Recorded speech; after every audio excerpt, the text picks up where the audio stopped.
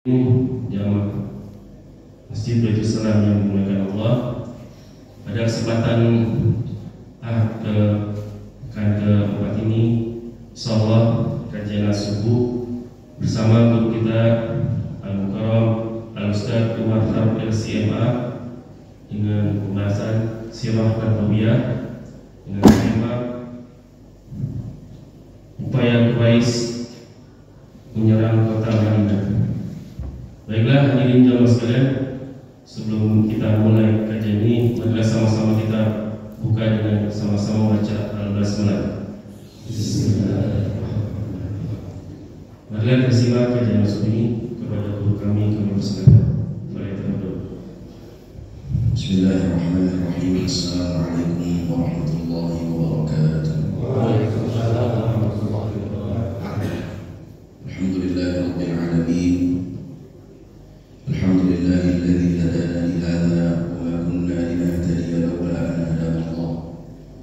Asyhadu an la ilaha illallah wahdahu la syarika lah wa asyhadu anna Muhammadan 'abduhu wa rasuluhu la nabiyya ba'dahu. Allahumma shalli wa sallim ala hadha an-nabiyyil karim alladhi arsalahu Allah rahmatan lil alamin basyiran wa nadhiran wa da'iyan ila Allah bi idnihi wa sirajan munira. Nabiyyina wa qudwatina wa uswatina wa habibina Muhammad sallallahu alaihi wasallam wa ala alihi wa ashabihi ajma'in. Allahumma anfa'na bima 'allamtana وعلمنا ما ينفعنا وزدنا علما نافعا وألحقنا بالصالحين. رب اشرح لي صدري ويسر لي أمري واحلل عقدة من لساني يفقهوا قولي.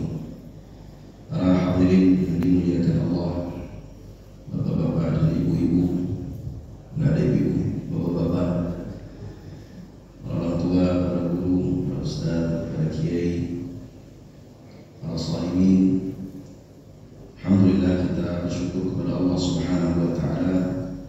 Pada pagi hari ini kita memasuki hari yang ke-13 dari bulan Ramadan.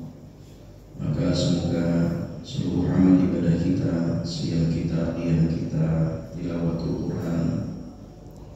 Quran kita, sedekah kita, dan ibadah-ibadah lainnya diterima oleh Allah Subhanahu wa taala. Dan semoga sisa dari bulan Ramadan ini yang mungkin masih 17 hari lagi bisa kita maksimalkan dengan ibadah sehingga kita bisa mendapatkan predikat takwa dan juga dosa-dosa kita diampuni oleh Allah Subhanahu wa taala. Amin ya rabbal alamin. Hadirin jamaah yang dimuliakan Allah, melanjutkan kajian Sirah Nabawiyah. Tema kita pada pagi hari ini adalah upaya yang dilakukan oleh orang-orang Quraisy dan juga kabilah-kabilah lain untuk menyerang kota Madinah. Setelah Rasulullah SAW dan para sahabatnya hijrah dari Makkah ke Madinah, mereka betul mendapatkan satu tempat yang lebih leluasa untuk melakukan dakwah. Tempat tersebut adalah Madinah, di mana masyarakatnya mayoritas masyarakatnya menerima dakwah Rasulullah Sallallahu Alaihi Wasallam. Namun ketika mereka telah tinggal di Madinah, bukan berarti hidup mereka lepas dari tantangan dan juga lepas dari ancaman yang dilakukan oleh orang-orang Quraisy dan juga oleh kabilah-kabilah yang lain yang merasa terancam dengan eksistensi Rasulullah dan kaum muslimin di kota Madinah. Maka mereka selalu melakukan upaya-upaya untuk bisa menyerang Rasulullah, bahkan membumi hanguskan Rasulullah dan para sahabatnya, membumi hanguskan Islam secara keseluruhan. Hadirin yang dimuliakan Allah, dan begitulah yang diisyaratkan oleh Allah Subhanahu wa taala. Allah berfirman, innal ladzina kafaru yunfiquna amwalahum liyasuddu 'an sabilillah. Sesungguhnya orang-orang kafir mereka menginfakkan harta-harta mereka mereka untuk mencegah dari jalan Allah, mencegah manusia dari jalan Allah. Fasayunfiqunaha, mereka akan menginfakkannya. Thumma takunu alaihim hasratan thumma yughlabun. Lalu harta tersebut pada akhirnya akan menjadi kerugian bagi mereka, dan mereka juga ujung-ujungnya akan dikalahkan. Dan hal ini merupakan sunnatullah sampai hari kiamat, bahwa sampai hari kiamat akan selalu ada orang-orang yang berupaya dengan segala cara, dengan segala upaya, dengan segenap harta dan tenaga dan apapun yang mereka miliki untuk meredupkan cahaya Islam. Tapi tetap saja Islam akan selalu berjaya dimanapun. Kalaupun di satu daerah redup, maka akan muncul di daerah yang lain. Kalau di satu daerah ini bisa diredupkan, maka akan muncul di daerah yang lain, dan begitu seterusnya. Dan ini merupakan janji dari Allah Subhanahu wa Ta'ala. Jadi hadirin yang dimuliakan Allah, kalau kita renungi apa yang kita pelajari dari sirah nabawiyah, dan juga apa yang kita mungkin perhatikan, lihat dalam keseharian, apa yang terjadi pada kaum muslimin yang banyak sekali sampai hari ini dizalimi di Palestina, di Gaza, lalu di Uighur, walaupun mungkin tidak di-blow up oleh media, lalu juga di daerah-daerah lainnya yang mereka ditekan, yang tidak bisa leluasa bergerak. Di India juga belakangan ini, ya, artinya memang kalau kita lihat dari sirah dan apa yang kita alami, ya hidup ini pilihan. Kita ini mau berada di gerbong yang mana? Apakah berada di gerbong orang-orang yang selalu komitmen dengan ajaran agama Islam dan juga berusaha untuk mendakwahkannya apapun tantangannya dan rintangannya, atau orang-orang yang di gerbong orang-orang yang tidak peduli? Ada juga dia Islam gitu ya, yang penting udahlah saya penting sholat, yang penting puasa. Apa yang terjadi di luar sana tentang agama Islam atau tentang dunia Islam dia tidak peduli, atau cari aman. Ada juga sebaliknya, yang KTP-nya mungkin Islam tapi dia berada di gerbong orang-orang yang berupaya untuk meredupkan cahaya Islam. Semua ini pilihan. Kalau kita lihat dari sejarah-sejarah yang telah dialami oleh kaum muslimin, juga kita lihat dari ayat-ayat Al-Quran dan hadis-hadis Nabi SAW, ya itu semua menunjukkan pilihan-pilihan. Semua itu terpulang kepada kita. Hadirin yang dimuliakan Allah, di antara upaya yang dilakukan oleh orang-orang Quraisy, ada satu perang namanya Ghazwatu Hamra'il Asad, perang Hamra al-Asad. Jadi perang ini terjadi setelah perang Uhud. Kita tahu bahwa dalam perang Uhud kaum muslimin mendapatkan kekalahan. Kurang lebih ada 70 kaum muslimin yang mati syahid dari 700 orang yang berangkat. Sebenarnya yang berangkat 1000 orang, hanya pasukannya Abdullah bin Ubay bin Salul ini mundur bersama 300 orang. Jadi tinggal 700-an kurang lebih. Dan karena ada sebagian sahabat yang diamanahkan untuk menjaga Jabal Ar-Rumah, mereka turun. Akhirnya hal itu bisa dimanfaatkan oleh Khalid bin Al-Walid untuk membalikkan keadaan yang tadinya umat Islam berada di hampir menang dalam peperangan tersebut, namun Khalid bin Walid bisa membalikkan keadaan, sehingga terjadilah apa yang terjadi. Umat Islam kalah, umat Islam pulang dalam keadaan letih, dalam keadaan penuh dengan duka, dalam keadaan penuh dengan kesedihan, mental mereka juga jatuh. Hadirin yang dimuliakan Allah, namun Rasulullah SAW adalah pemimpin yang cerdas, pemimpin yang tabah, pemimpin yang teguh punya pendirian. Beliau ketika melihat keadaan seperti ini, beliau tidak lantas menyerah. Kalau menyerah, maka umat Islam ini akan dipandang, akan disoroti oleh dunia pada saat itu, oleh orang Quraisy di Jazirah Arab atau oleh orang-orang Romawi atau Persia, akan dipandang lemah. Ini satu pasukan yang lemah. Kalau seperti ini keadaannya, maka suatu saat secara tiba-tiba mereka bisa diserang kembali. Maka Rasulullah SAW berpikir bagaimana agar image umat Islam ini tetap terjaga, walaupun kalah dalam perang Uhud, tapi bagaimana siasat yang dia lakukan setelahnya sehingga umat Islam itu bisa mendapatkan kembali izzahnya baik dalam hati mereka, juga izzahnya di mata orang-orang yang hidup pada saat itu. Hadirin yang dimuliakan Allah, maka Rasulullah SAW mengutus mata-mata untuk melihat pergerakan kaum musyrikin, orang-orang Quraisy setelah perang Uhud ini, apakah mereka sudah benar-benar kembali ke Mekah atau ternyata belum kembali. Jadi Rasulullah tidak lengah begitu. Kalau Rasulullah lengah, udahlah kita kalah, kembali saja ke Madinah, kita capek, kita sudah banyak yang mati syahid, banyak luka, begitu ya. Kalau begitu keadaannya, maka mereka sangat mungkin untuk diserang kembali dan habis sekaligus. Tapi Rasulullah berpikir, dan Rasulullah mengutus mata-mata. Diutuslah mata-mata itu untuk dari mengecek. Ternyata betul apa yang diprediksikan oleh Rasulullah SAW, bahwa mereka ini belum pulang ke Mekah. Mereka masih ada di sebuah tempat yang bernama Rauha.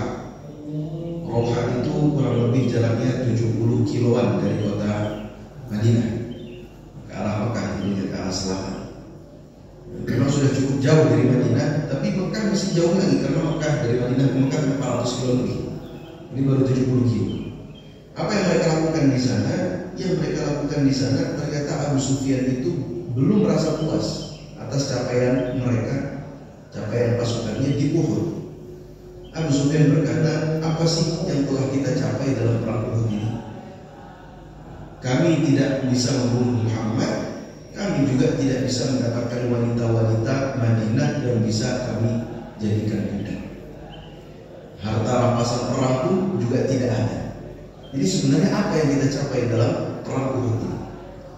Jadi Abu Sufyan ini kembali memanas-manasi, menggembor-gembori pasukannya untuk kembali ke Madinah. Kita ini menang secara mental, secara jumlah pasukan, secara apalagi alat perang begitu ya, alutsista, kita ini menang.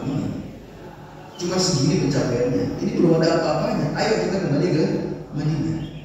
Tapi ternyata hal ini sudah diketahui oleh Rasulullah SAW. Sudah diketahui oleh Rasulullah. Bayangkan kalau Rasulullah tidak siaga, ya kan? Bayangkan kalau Rasulullah tidak siaga, apa yang terjadi bagi kaum muslimin? Makanya penting bagi bagi kita juga untuk memiliki sifat atau sikap selalu siaga, khususnya para ulama-ulama yang mungkin bisa membaca keadaan. Kalau kasusnya di Palestina, mereka mungkin bisa membaca keadaan, kapan mereka akan diserang dan seterusnya. Memang hidupnya capek begitu ya pada saat itu, karena memang zamannya adalah zaman umat Islam sedang diperangi dan jumlah mereka belum banyak. Rasulullah SAW maka ketika mendapatkan kabar tersebut tidak banyak berpikir, beliau langsung memerintahkan para sahabatnya untuk kembali angkat senjata. Padahal itu baru 1 hari mereka selesai dari perang Uhud. Perang Uhud itu selesainya pada tanggal 7 Syawal tahun 3 Hijriah. 8 Syawalnya Rasulullah langsung meminta para sahabat berangkat. Jadi 7 Syawal itu mereka pulang. Mereka ketika sampai ke Madinah dari Uhud ke Madinah itu kan cuma 5 kilo Pak. Nah, tidak jauh ya. Kalau sekarang sudah masuk kota Madinah. Ketika mereka pulang, mereka itu disambut oleh keluarga mereka, dan para sahabat juga tidak lengah. Mereka itu tidurnya, istirahatnya di sekitaran rumah Rasulullah. Kenapa? Karena ini belum aman kondisi. Takutnya tiba-tiba ada penyusup yang masuk untuk membunuh Rasulullah. Mereka istirahat di sekitaran rumah Rasulullah. Besoknya Rasulullah memerintahkan mereka untuk angkat senjata. Padahal keadaan mereka begitu letih. Dan juga banyak dari para sahabat yang terluka pada saat itu. Nah, hadirin yang dimuliakan Allah, maka turunlah firman Allah Subhanahu wa taala, "Wa la tahinu fi ibtigha'il qaum, wa la tahinu fi ibtigha'il qaum." Jadi turun firman Allah ini sekaligus menguatkan mental mereka dan juga mereka merasa mendapatkan semangat baru begitu ya, karena diajak bicara oleh Allah Subhanahu wa taala. Kata Allah, "Dan janganlah kamu merasa lemah fi ibtigha'il qaum, untuk mengejar musuh. In takunu ta'lamuna fa innahum ya'lamuna kama ta'lamun." Kalau kalian merasa sakit, maka sesungguhnya mereka juga merasakan sakit. Dan namanya berperang sama-sama merasakan sakit. Tapi bedanya apa? Wa tarjuna minallahi ma la yarjun. Kalian memiliki harapan di sisi Allah, sedangkan mereka tidak memiliki harapan. Disemangati oleh Allah Subhanahu wa taala dengan ayat ini. Begitu juga kita dalam kehidupan dunia, dalam kita komitmen menjalankan ajaran agama Islam, ya, mungkin capek, apalagi di akhir zaman begitu ya, berat. Kata Rasulullah, seperti orang yang memegang jam bara api. Susah zaman sekarang. Kalau kita mau sekedar enak-enakan hidup, yuk lepas aja Islam, ya kan? Kalau mau bisnis apa aja, udah nggak mikir halal haram. Mau kerja apa aja, nggak mikir halal haram. Orang yang memegang Islam akhir zaman itu berat begitu. Tapi yakinlah, ingatlah ayat ini, in takunu ta'lamun. Kalau kamu merasa sakit, ta'lamun pakai hamzah bukan pakai ain. Kalau pakai ain, ta'lamun artinya kamu mengetahui. Ini pakai hamzah, ta'lamun dari kata alam. Alam itu artinya sakit. Kalau kamu merasa sakit, capek, letih, fa innahum ya'lamun kama ta'lamun. Sesungguhnya orang yang tidak beriman juga merasakan hal yang sama. Ya, orang yang beriman dalam mereka menjalani kehidupan dunia ini kan mereka juga capek, letih, lelah begitu, kayak punya tantangan, punya cobaan, punya ujian. Tapi bedanya, wa tarjuna minallahi ma la yarjun. Kalian punya harapan di sisi Allah apa yang tidak mereka miliki. Mereka tidak punya harapan di sisi Allah Subhanahu wa taala. Maka hadirin yang dimuliakan Allah, para sahabat pun segera berangkat. Bahkan ada di antara para sahabat yang keadaannya terluka parah, harus dibopong, tetap berangkat. Karena semangat mereka, sebenarnya bisa saja mereka uzur, ya kan? Karena orang yang sakit tidak harus berangkat untuk berperang, kan gitu. Ada uzur bagi orang sakit itu tidak berangkat. Tapi mereka karena semangat akhirnya mereka berangkat. Dan Rasulullah mengatakan, la yakhruju ma'ana illa man syahidal qital. Tidak boleh ada yang ikut bersama kami kecuali yang kemarin ikut perang Uhud. Yang kemarin tidak ikut perang Uhud, maka tidak boleh. Ini kan tentunya kalau dilihat begitu, kenapa harus yang kemarin berangkat? Ini kan mereka dalam keadaan capek, kenapa nggak rolling gitu ya, sama yang kemarin nggak berangkat? Nah ini wallahu a'lam ya. Tapi begitulah perintah Rasulullah SAW. Ada sebagian sahabat yang datang ke Rasulullah yang tadinya tidak ikut, ingin ikut dalam perang Uhud ini. Di antara adalah Jabir bin Abdullah. Jabir bin Abdullah perang Uhud tidak ikut. Kenapa? Karena disuruh oleh ayahnya untuk menjaga saudari-saudarinya yang jumlahnya 7 atau 9 orang. Katanya tidak boleh kami meninggalkan para wanita tanpa laki-laki yang mengurus mereka. Jadi Jabir punya adik-adik, saudari-saudari jumlahnya 7 atau 9. Jabir suruh perintahkan. Maka Jabir dan ayahnya mati syahid ketika perang Uhud. Abdullah, Jabir bin Abdullah Al-Bajali. Maka Jabir datang kepada Rasulullah, ya Rasulullah, izinkan saya kali ini untuk ikut. Maka Rasulullah SAW mengizinkan Jabir untuk ikut. Datang lagi Abdullah bin Ubay bin Salul. Datang lagi Abdullah bin Ubay bin Salul juga ingin ikut, tapi ditolak oleh Rasulullah SAW karena Rasulullah tahu bahwa Abdullah ini hanya jahilkah. Jangan sampai nanti sudah diizinkan ikut ternyata ngerepotin lagi, seperti ketika perang Uhud. Kan perkiraan jumlahnya strateginya itu kan strategi hitung 1000 kan. Ternyata 300 mundur, jadi harus ulang strategi jadi strategi 700 kan. Itu kan buat repot gitu ya. Maka Abdullah bin Ubay bin Salul tidak diizinkan untuk ikut. Ya memang kebanyakan sahabat pada saat itu ikut perang Uhud, berbeda dengan perang Badar. Maka mereka pun berangkat dan juga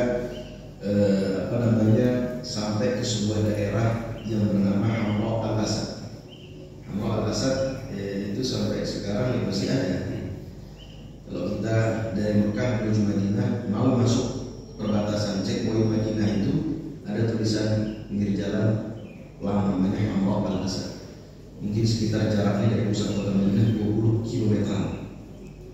20 km. Ini dalam keadaan capek, harus berangkat lagi jalan 20 km, itu kan nggak mudah ya. Dengan niatnya bukan jalan-jalan lagi, niatnya memang berperang untuk menghadang musuh. Karena kalau tidak dihadang, ya Abu Sufyan dan pasukannya pasti akan menghabisi Madinah.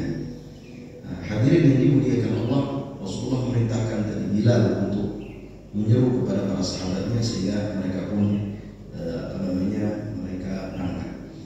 Dan ada seseorang yang bernama Ma'bad bin Abi Ma'bad al-Khuzai. Ini juga salah satu pertolongan dari Allah Subhanahu wa ta'ala.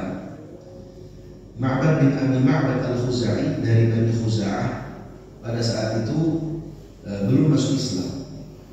Dia menemui Rasulullah SAW dan mengatakan, ya Muhammad, wahai Muhammad, sesungguhnya saya ini ingin masuk Islam. Sebelum berkata itu ada ungkapan bela sungkawa terlebih dahulu dari beliau terhadap kaum muslimin, karena memang sejatinya Bani Khuza'ah itu belum masuk Islam tapi punya kecondongan, punya loyalitas gitu kepada Rasulullah dan para sahabatnya. Maka dia mengatakan, wahai Muhammad, sesungguhnya kami ini bersedih atas yang menimpa kamu di perang Uhud, dan kami sejatinya berharap agar engkau dan para sahabatmu selamat. Tapi sudah terjadi apa yang terjadi, dan hari ini saya akan masuk Islam. Maka Rasulullah SAW menugaskan orang tersebut untuk datang menemui Abu Sufyan. Kenapa diperintahkan Ma'bad bin Abi Ma'bad al-Khuzai? Karena Abu Sufyan belum tahu kalau dia sudah masuk Islam. Tahunya ya dia belum masuk Islam. Maka berangkatlah dia menemui Abu Sufyan. Abu Sufyan pun bertanya, bagaimana keadaan Muhammad dan para sahabatnya? Maka Ma'bad bin Abi Ma'bad al-Khuzai menyampaikan seperti yang diperintahkan oleh Rasulullah SAW. Jadi sebelum perang fisik ini perang mental dulu. Ini kan delegasi utusan-utusan resmi sebelum terjadi peperangan kan biasanya ada, kalau kita baca sejarah itu ada nego dulu gitu ya. Ya seperti zaman sekarang lah. Jadi peperangan itu kan sebelum peperangan sampai ketika terjadi peperangan itu kan pasti ada nego utusan-utusan. Terus sekarang utusan Palestina datang ke Mesir atau ke Qatar misalnya sih supaya bisa dihentikan gencatan senjata dan seterusnya. Yang pihak musuh juga melakukan lobby sana sini. Ini juga di antara lobby yang dilakukan oleh Rasulullah, bukan lobby ya, tapi dia perang mental. Jadi Ma'bad bin Abi Ma'bad al-Khuzai ini diperintahkan untuk menyampaikan sesungguhnya Muhammad sudah menyiapkan pasukan yang banyak. Tidak pernah Muhammad keluar dengan pasukan sebanyak ini, dan dia membawa pasukan yang tidak dia bawa ketika perang Uhud. Padahal keadaannya tidak seperti itu, gitu ya. Padahal keadaannya berangkat adalah yang kemarin berangkat perang Uhud, dan padahal kenyataannya jumlahnya lebih sedikit dari jumlah ketika mereka berangkat perang Uhud. Maka siapa tadi Abu Sufyan ketika mendapatkan berita ini, ya, dia cukup gentar juga, dan para sahabat Abu Sufyan, pasukan Abu Sufyan akhirnya juga banyak yang enggan mengurungkan niat, dan mereka tidak mau berangkat ke Madinah lagi karena mereka sudah rindu, mereka sudah capek, mereka ingin segera pulang ke Mekah. Kalaupun harus berperang, ya tidak saat itu juga, butuh waktu dan persiapan lagi. Maka hadirin yang dimuliakan Allah, dan Rasulullah di antara taktik yang digunakan oleh Rasulullah SAW untuk mengelabui musuh di Hamra al-Asad itu, Rasulullah perintahkan untuk menyalakan 500 api unggun. 500 api unggun. Nah, itu supaya mengelabui musuh. Ketika musuh melihatnya dari jauh, biasanya perhitungan mereka satu api unggun itu ditempati oleh 10 orang. Kalau ada 500 api unggun berarti paling tidak ada 5.000 pasukan. Padahal yang berangkat bersama Rasulullah itu hanya sekitar 500 orang.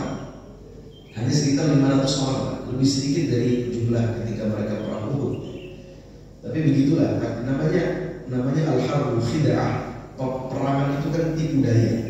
Bagaimana mereka punya taktik, bagaimana mereka punya siasat, bagaimana mereka punya cara untuk bisa menurunkan mental musuh sebelum mereka nanti berperang secara real di medan peperangan. Jadi itu yang kata Rasulullah paling tidak dua. Ma'bad al-Khuzai disuruh menyampaikan, ya kan, kepada Abu Sufyan karena dia masih dianggap oleh Abu Sufyan masih musyrik begitu ya, belum masuk Islam, sehingga perkataannya pasti akan dipercaya oleh Abu Sufyan. Lalu Rasulullah menyalakan 500 api unggun, padahal isinya cuma 500 orang. Jadi satu orang disuruh menyalakan satu api unggun. Tentunya siang harinya sebelum malam hari Rasulullah perintahkan para sahabat untuk mencari kayu bakar sebanyak-banyaknya. Jadi kalau kita lihat perjuangan para sahabat itu luar biasa. Habis perang Uhud terus jalan 20 kilo dalam keadaan terluka-luka mencari kayu bakar yang begitu banyak. Tujuannya apa ya? Untuk melindungi umat Islam. Kalau tidak seperti itu, kalau Rasulullah merasa capek, merasa lelah, merasa letih, ya mungkin kita tidak merasakan Islam zaman sekarang. Abu Sufyan sudah berangkat bersama pasukannya dan kembali menyerang kota Madinah. Nah, hadirin yang dimuliakan Allah, maka Abu Sufyan akhirnya mengurungkan niatnya, tidak jadi berangkat. Tapi ketika Abu Sufyan berjalan mundur ke Mekah, dia bertemu dengan kafilah yang ingin ke Madinah. Abu Sufyan juga tidak mau kalah gitu ya dalam perang mental ini. Maka Abu Sufyan berpesan kepada kafilah yang berangkat ke Madinah ini, bolehkah aku minta satu permintaan kepada kalian? Apa kata kafilah ini? Nanti kalau kamu datang ke Madinah dan bertemu dengan Muhammad, sampaikan kepada Muhammad bahwa kami juga sudah menyiapkan pasukan yang besar untuk menyerang Madinah. Lalu kafilah ini nego gitu. Lalu bayaran kami ini apa? Ini kan tugasnya. Kalian dalam modal peperangan, bayaran kami apa? Kata Abu Sufyan, nanti kalau kalian sudah balik ke Mekah, kami sudah menyiapkan zabib yang banyak. Zabib itu anggur dikeringin terus ya, kismis namanya. Pada saat itu ya sampai zaman sekarang lah, kismis di antara barang dagangan yang berharga. Akhirnya mereka setuju dengan penawaran tersebut. Maka mereka datang ke Madinah, ketemu dengan Rasulullah di Hamra'ul Asad tadi sebelum masuk ke Madinah. Lalu mereka menyampaikan pesan Abu Sufyan, wahai Muhammad, sesungguhnya Abu Sufyan juga sudah menyiapkan pasukan yang banyak. Padahal mereka lagi balik ke Mekah. Maka Rasulullah mengatakan hasbunallahu wa ni'mal wakil. Dan begitulah yang disunnahkan ketika kita mendapatkan sesuatu yang tidak kita sukai atau mendapatkan berita yang isinya ancaman bagi kita atau bahaya bagi kita, maka kita ucapkan hasbunallah, cukuplah Allah bagi kami, wa ni'mal wakil, dan Allah sebaik-baiknya pelindung. Hasbunallah wa ni'mal wakil. Maka Rasulullah pun tidak gentar. Apa yang dilakukan Rasulullah? Beliau menginap di Hamra'ul Asad itu selama 3 hari 3 malam. Tujuannya menginap apa? Yang menunggu kedatangan Abu Sufyan. Kalau mereka memang betul datang dengan pasukan yang besar, yang harus dihadapi oleh Rasulullah di Hamra'ul Asad. Mereka menginap Rasulullah dan para sahabat yang menginap di Hamra'ul Asad. Malam pertama ditunggu tidak datang. Malam kedua tidak datang. Dan dari mereka di Roha itu 70 kilo dari Madinah. Ini Hamra'ul Asad 20 kilo. Berarti kan mereka harus jalan 50 kilo gitu ya. 50 kilo itu sebenarnya kalau jalan 1 hari sampai. Karena biasanya mereka dari Mekah ke Madinah itu 1 pekan, 400 sekian kilo itu. Berarti kan 1 hari jalannya kurang lebih 50-60 kilo kan. Ditunggu 1 malam belum sampai. Malam kedua mereka juga tidak kunjung tiba. Malam ketiga juga tidak kunjung tiba. Akhirnya Rasulullah punya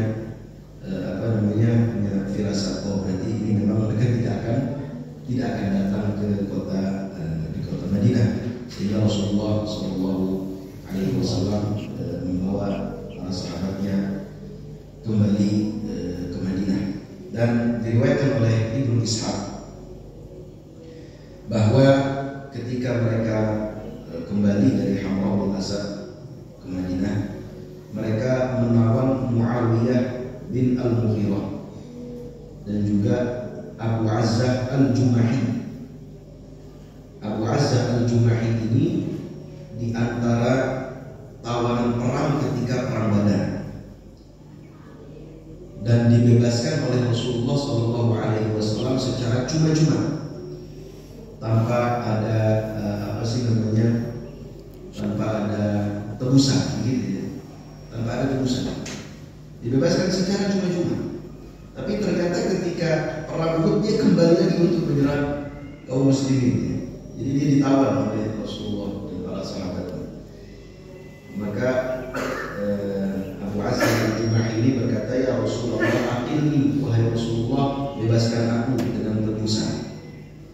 Maka Rasulullah SAW mengatakan dengan tegas, karena ini kondisi mereka dalam perang.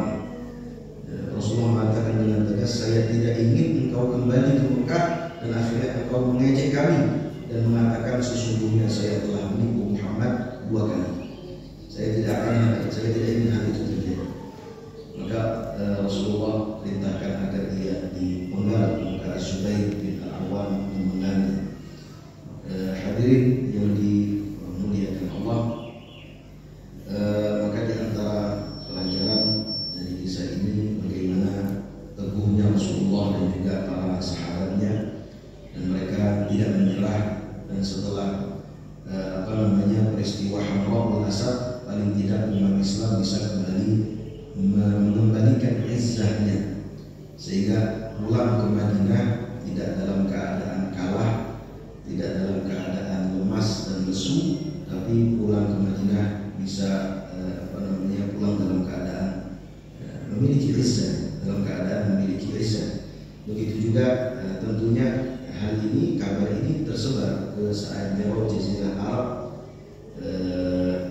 di mana Abu Sufyan mengatakan ingin menyerang kaum muslimin. Ternyata pasukan yang ditunggu-tunggu oleh Rasulullah dan para sahabat yang tersebut tidak kunjung tiba di Hamra'ul Asad. Dan Allah Subhanahu wa Ta'ala menurunkan ayat Al-Quran Al-Karim surat Al-Imran tentang kejadian ini, yaitu ayat 172 sampai 174.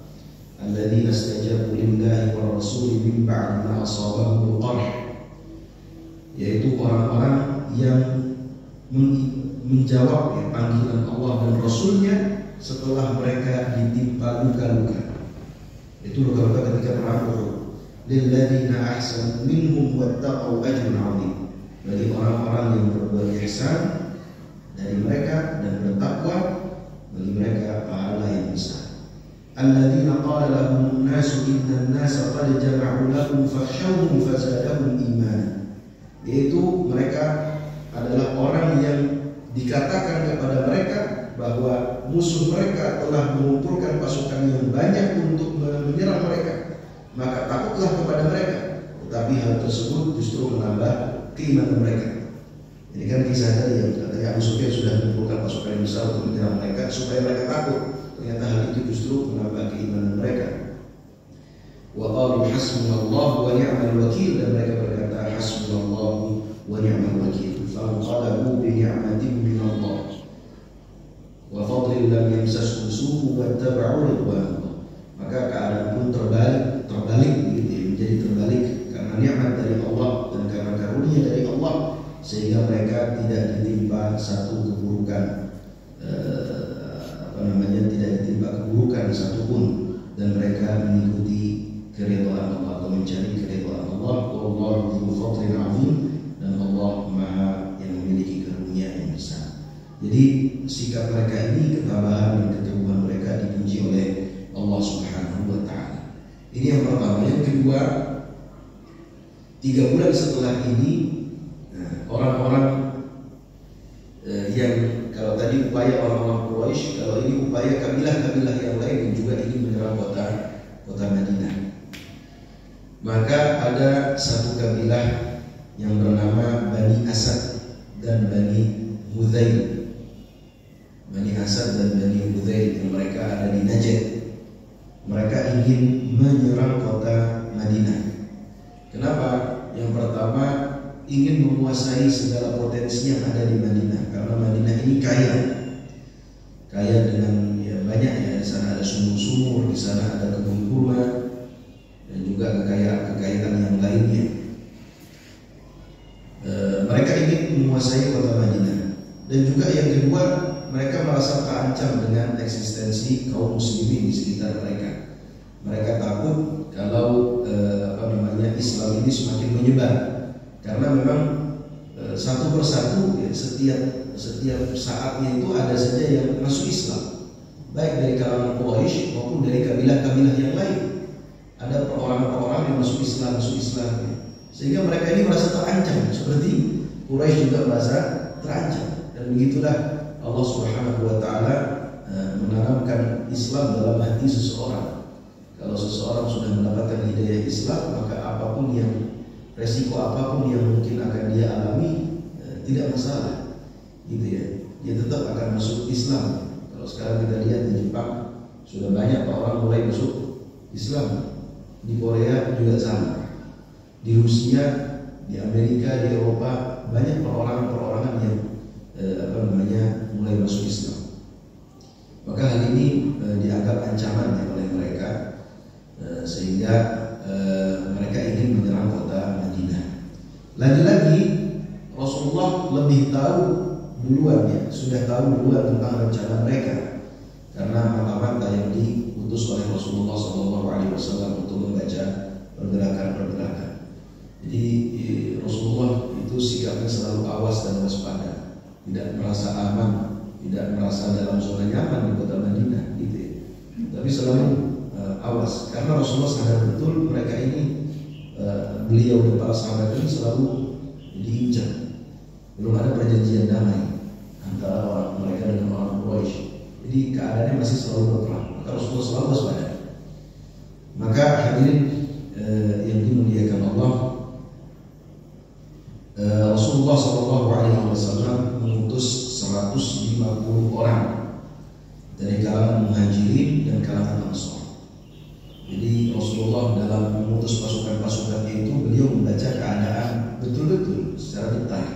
Kira-kira untuk menjalankan satu misi ini berapa banyak yang harus dikirim, siapa saja yang harus dipilih, siapa saja yang berangkat, siapa yang menjadi pimpinannya. Rasulullah baca. Jadi Rasulullah mengirim 150, kok sedikit? Karena menurut bacaan Rasulullah ya 150 orang ini cukup untuk menjalankan misi. Itu juga mungkin tentara zaman sekarang kan ada misi-misi khusus yang mungkin hanya dilaksanakan oleh beberapa orang saja, cukup satu grup saja yang berangkat.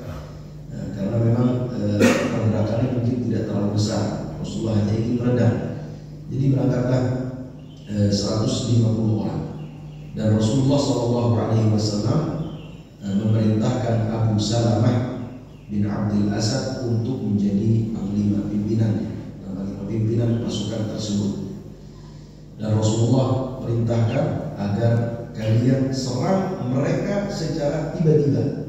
Jadi mereka ini sedang melakukan persiapan untuk menyerang kota Madinah, gitu lah ya.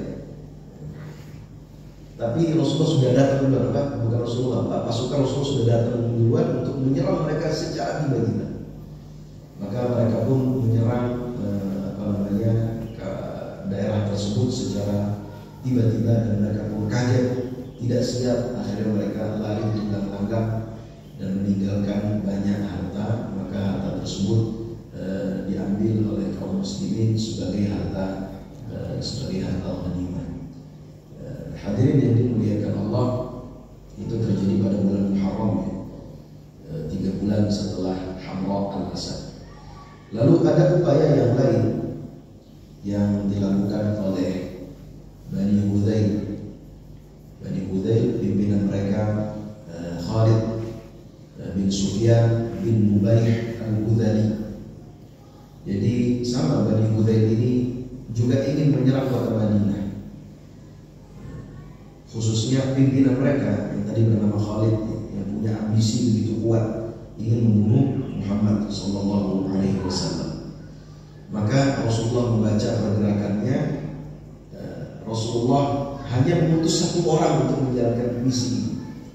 Siapa yang diutus? Seorang sahabat namanya Abdullah bin Unais. Jadi satu orang untuk menjalankan misi. Misinya adalah untuk membunuh begitu ya Khalid bin Sufyan bin Ubay al-Hudhali, karena dia yang sangat berambisi. Namanya kalau dalam situasi perang yang berkelanjutan itu apa sih istilahnya, menyerang itu adalah cara terbaik untuk bertahan, kan gitu kan? Menyerang adalah cara terbaik untuk bertahan. Kalau kita menunggu diserang,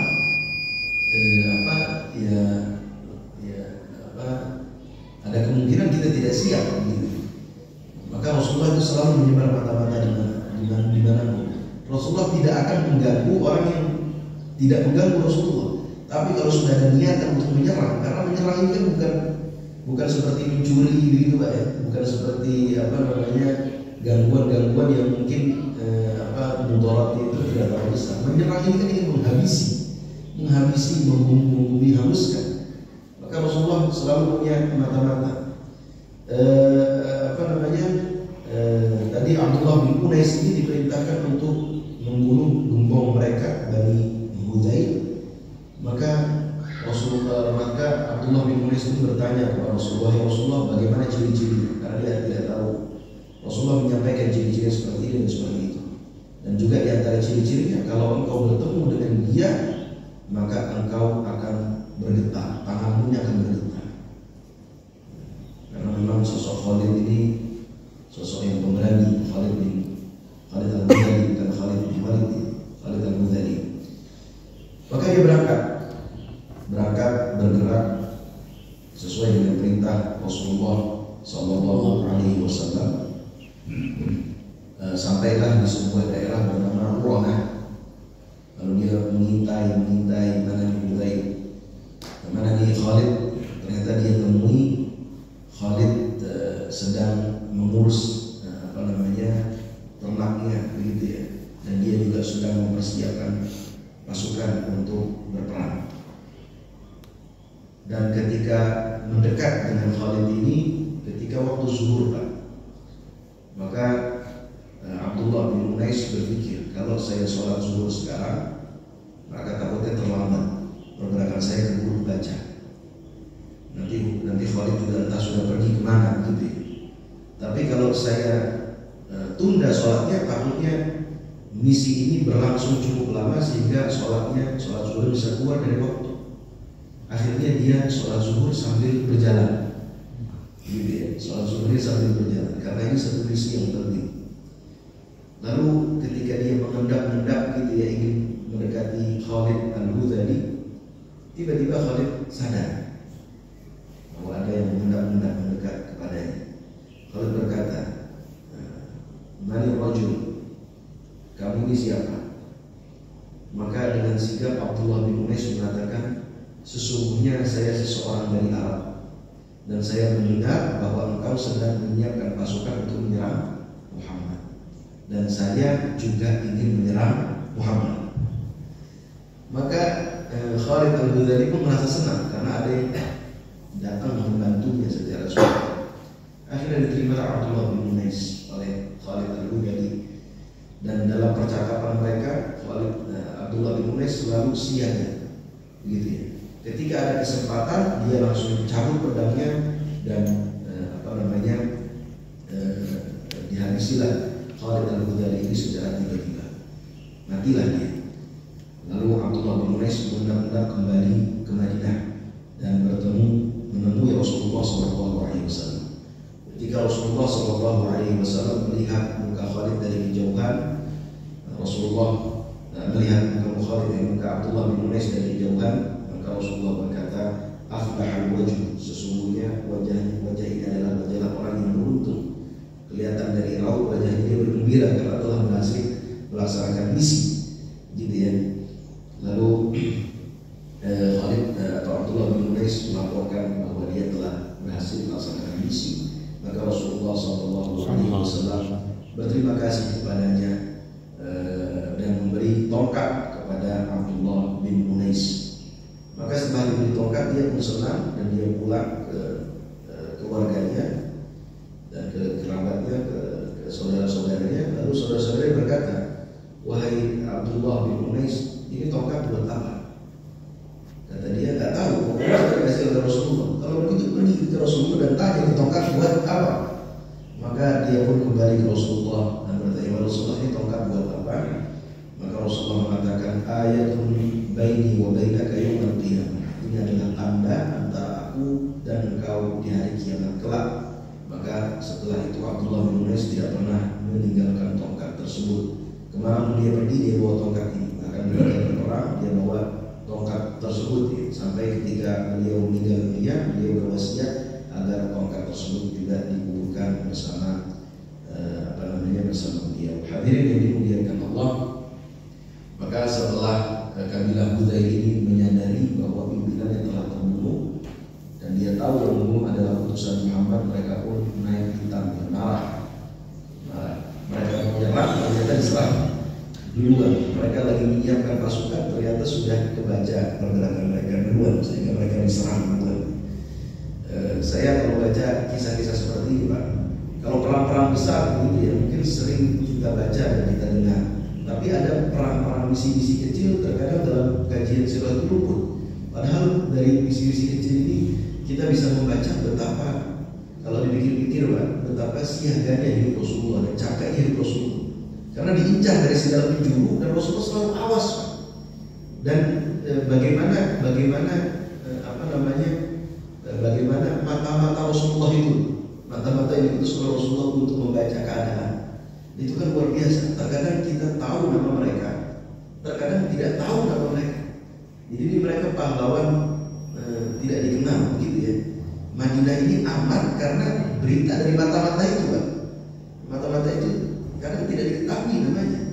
Bayangkan kalau Rasulullah tidak punya mata-mata yang pemberani, begitu ya, yang mereka ahli untuk memata-matai, berani untuk memata-matai, itu Madinah sudah berapa kali ingin diserang.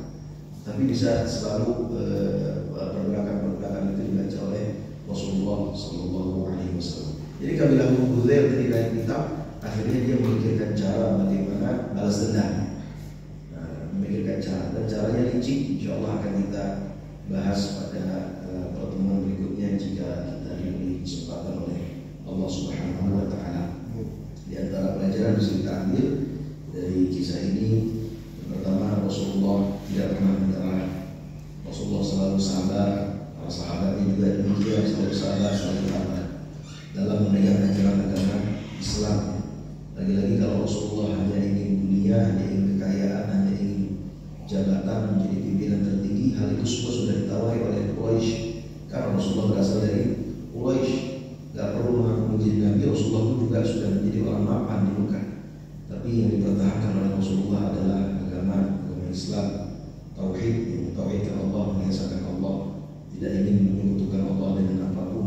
Dan juga ada nilai-nilai yang dibawa oleh Rasulullah SAW, nilai-nilai yang bertolak belakang dengan nilai-nilai jahiliyah, membawa keadilan, membawa rahmat, membawa kasih sayang, membawa nilai-nilai lainnya yang ada dalam ajaran agama Islam. Itu yang dipertahankan oleh Rasulullah SAW. Yang kedua, di antara pelajaran adalah cerdiknya Rasulullah dan cepatnya strategi yang diambil Rasulullah SAW. Walaupun dalam keadaan terhimpit, penuh dengan keterbatasan, terluka-luka, capek, lelah, letih, tapi beliau selalu siaga untuk melindungi kaum muslimin. Dan juga dalam perang-perang yang dijalankan oleh Rasulullah SAW, beliau perangnya dengan penuh adab dan juga penuh kehati-hatian.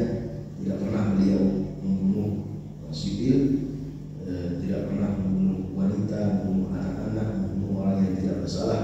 Yang beliau serang, yang beliau incar adalah orang-orang yang memang ingin menyerang kaum muslimin. Hadirin yang dimuliakan Allah, itulah mungkin yang bisa kita bahas pada pagi hari ini tentang upaya-upaya untuk menyerang kota Madinah. Semoga bermanfaat, menambah wawasan kita dan bisa kita ambil pelajaran-pelajaran dari kisah-kisah ini. Amin.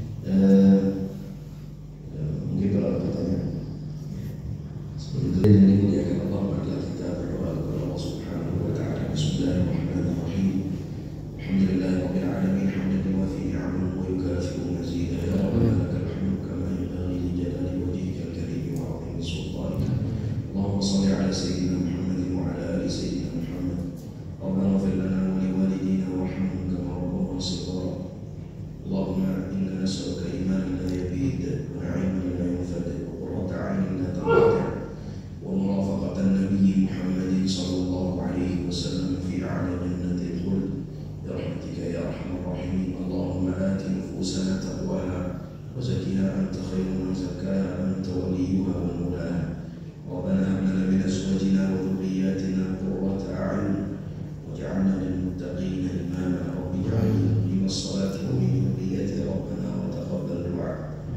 اللهم أرنا الحق حقا وارزقنا اتباعه وأرنا الباطل باطلا وارزقنا اجتنابه. ربنا هب لنا من أزواجنا وذرياتنا قرة أعين واجعلنا للمتقين إماما. رب اجعلني مقيم الصلاة ومن ذريتي ربنا وتقبل دعاء. اللهم انصر إخواننا المسلمين المجاهدين في فلسطين. اللهم انصر إخواننا المسلمين المجاهدين في غزة. اللهم انصرهم نصرا مؤزرا. اللهم فإنهم جياع فأطعمهم. اللهم فإنهم مرضى جرحى فاشفيهم. اللهم فإنهم عراة فاكسوهم. اللهم فإنهم مظلومون فانصرهم. اللهم فإنهم حاصرون فارفع عنهم الحصار. اللهم أهلك اليهود الغاصبين الذين بغوا واعتدوا على عبادك الصالحين. اللهم أحصهم عددا واقتلهم بددا ولا تبق منهم أحدا بقوتك يا قوي يا متين. اللهم اجعل بلدتنا هذه اندونيسيا بلدتنا آمنة مطمئنة مباركة مستقرة سالمة تأتيها رزقها رغدا من كل مكان برحمتك يا أرحم الراحمين. اللهم ول علينا خيارنا. اللهم وفق ولاة أمورنا لما تحبه وترضاه. اللهم لا تسلط علينا بذنوبنا من لا يرحمنا ولا يخافك فينا. ربنا آتنا في الدنيا حسنة وفي الآخرة حسنة وقنا